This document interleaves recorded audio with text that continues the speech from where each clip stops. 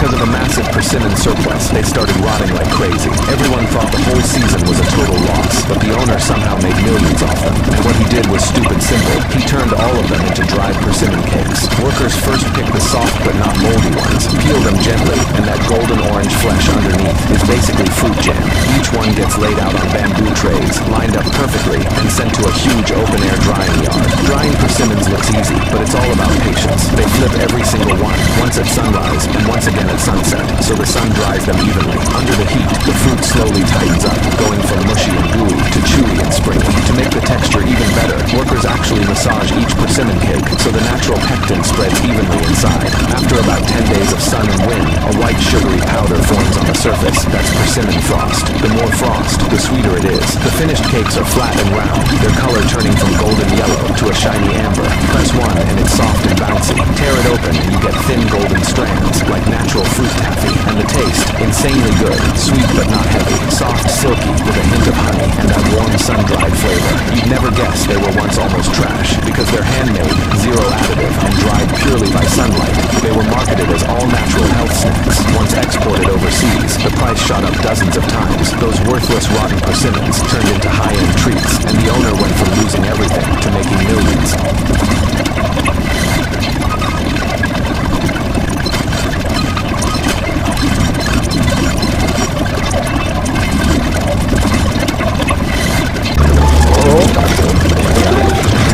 Whoa, hey!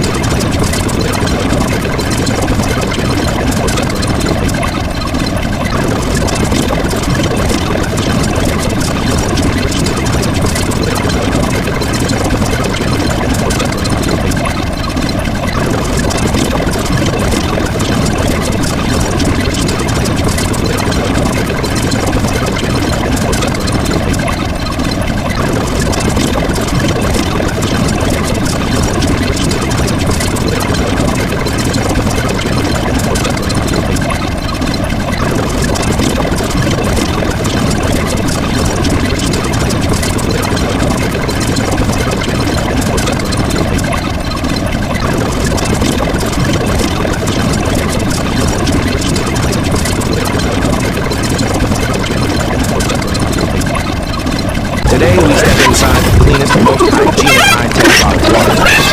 The ritual begins with workers feeding materials by hand, ensuring that before entering the machines, the raw materials first complete a round of human data registration. The plastic components are sent into the high-temperature core zone. There, they lose their former identity, are reshaped, and return to the world as plastic bottles. But this step is not important. What matters is this. They are now qualified to receive the blessing of the Ganges River. The newborn bottles are gathered together, bagged, and mounted back onto the production line. They are arranged upside down, not for efficiency, but so the bottle openings can adopt the most humble posture to welcome the upcoming purification ritual. The water flow begins. The bottles undergo a full rinse, ensuring that the internal representatives of the Ganges diplomatic system and the bottles complete their first official meeting. Next, the bottles are placed one by one, neatly aligned into a solemn, devout, almost religious formation, awaiting the sacred premium Ganges mother water. After the ritual is complete, caps are screwed on one by one, labels are precisely applied, and identities are formally established. They are now clean, qualified, and ready to enter your life. Unfortunately, because the factory was too clean, it was deemed incompatible with local production traditions and permanently shut down.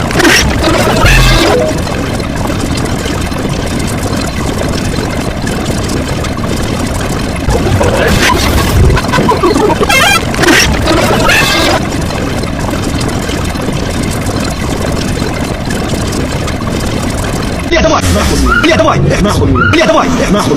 Бля! Поехали!